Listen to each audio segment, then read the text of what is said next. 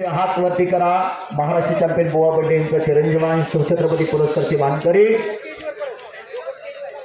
या सांगलीशहर तालीम संघाचे आगमन झालं. उपाध्यक्ष नामदेवजी बड्डे यांचा पुतण्या प्रशांत दादा लेंगरे, पंकज पाटील अल्कोडिया श्रीकांत दादा लेंगरे यांचं आगमन झालंय. श्रीकांत लेंगरे एकेका दुसऱ्या पहिलवान पलूसचे आगमन झालं. आपले या ठिकाणी संयोजकांच्या वतीने सहर्ष स्वागत. सर केमीची पगार घेतलेल्या निनादना आणि 2 गुणाची कमाई रेड.